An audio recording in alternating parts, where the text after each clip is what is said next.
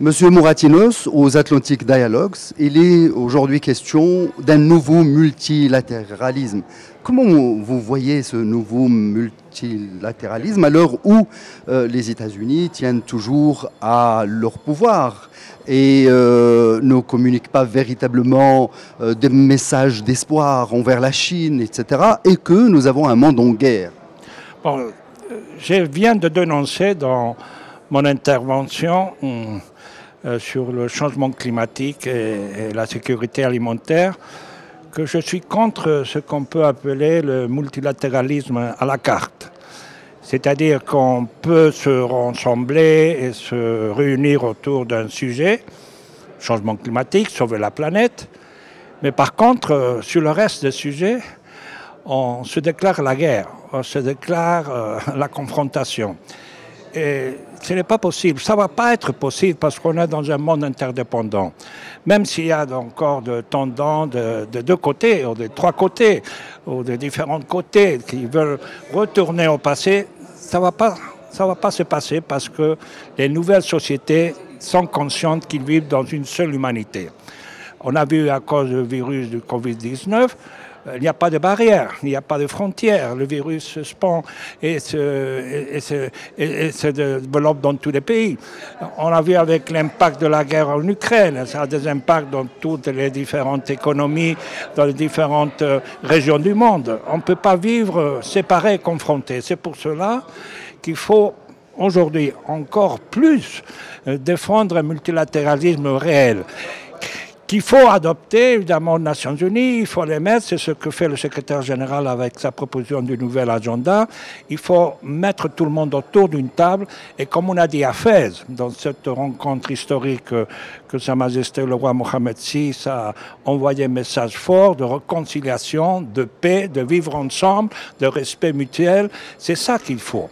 Et sans ça, on pourra sauver la planète, peut-être.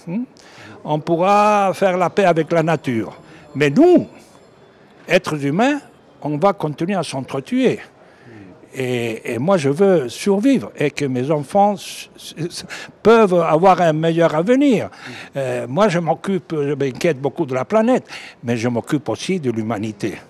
Et si on ne sauve pas l'humanité, on ne pourra pas sauver la planète. Et aujourd'hui, par rapport à l'avenir, votre regard semble quelque peu quand même pessimiste. Il y a un espoir. Non, pas pessimiste, ils sont optimistes. C'est du pragmatisme. Non, il faut s'engager dans cette lutte. Et à Fès, on a démontré qu'il y avait plus de 600 étudiants, jeunes étudiants, qui sont battus, qui ont défendu de tous les coins du monde pour un monde meilleur. Ce n'est pas du pessimisme. Il y a une réalité qui pousse quand même au pessimisme. Et si voilà. La réalité actuelle est très complexe. Voilà, mais il y a quand même une lueur d'espoir. C'est, par exemple, concernant le Maroc, ces bonnes relations avec l'Espagne notamment, cette volonté de coopérer ensemble. Est-ce que ce nouveau multilatéralisme ne passe pas justement par d'abord un bilatéralisme fort? Il y a votre ancien ministre d'Affaires étrangères, mon collègue, mon cher ami, Mohamed Ben Aissa, qui avait une phrase, une définition. Il disait « la globalisation tue le voisinage ». Qu'est-ce qu'il voulait dire? C'est que quelquefois, nous, on veut être global et on oublie ce qui nous est plus proche. C'est-à-dire, on veut faire les grandes affaires avec le Pacifique Sud, mais on oublie qu'on a une Méditerranée tout proche qui peut être complémentaire, la rive nord avec la rive sud et vice-versa. Pour vous dire qu'évidemment, tout se fait d'une façon complexe, dans le bilatéral, dans le régional, dans l'international. Mais tout doit s'enchevêtrer. Tout doit être pris maillon par maillon. Mais on ne peut pas, si on n'a pas une vision globale de ce qu'on veut vivre, on veut accepter, c'est difficile après construire au niveau régional, au niveau national et au niveau local.